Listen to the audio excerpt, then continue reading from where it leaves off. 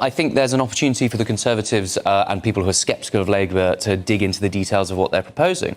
Where is the money for their increased defence spending, especially when Rachel Reeves, the Shadow Chancellor, wants to bind the government and therefore Parliament's own hand to the will of the OBR even more than it is right now?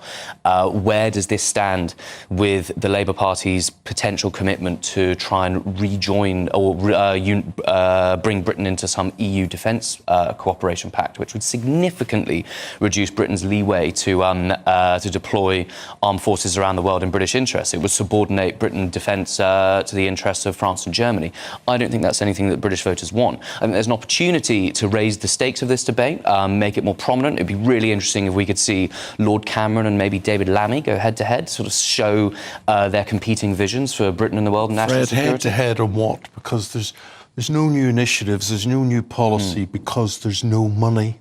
That's true. I mean, that's a sort of inescapable fact.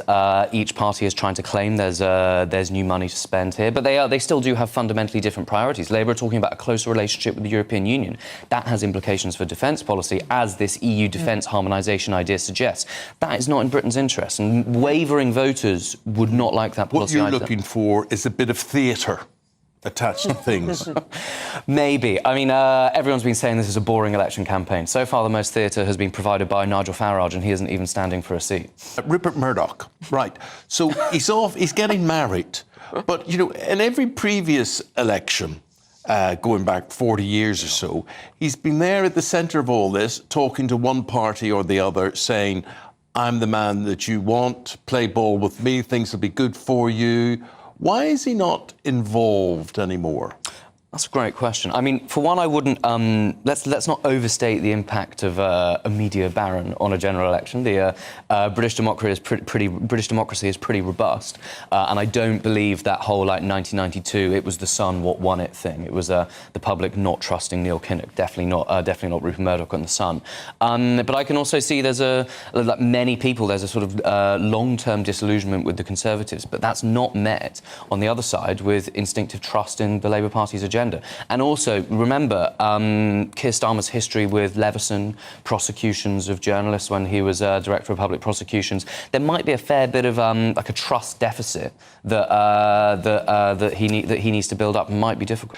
Could you honestly see any way that could be turned around?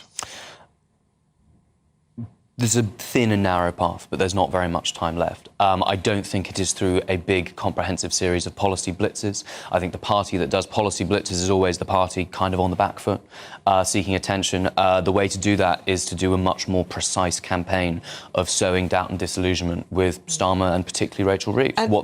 Why they want to cap ISA savings accounts, why they want to increase taxes on pension contributions, but not for people in the NHS. So it's an interesting message they want to send to middle and higher earners in the private sector, that we will tax you to pay for the public sector. Those are areas where you can cause a bit of a dividing line, but right now we're not seeing that from the Conservative Party. Just a yes and no answer from everybody, and I just really want to know whether or not you trust polls anymore. No. Not especially. I don't either. I think the polls could be completely wrong once again. It remains to be seen.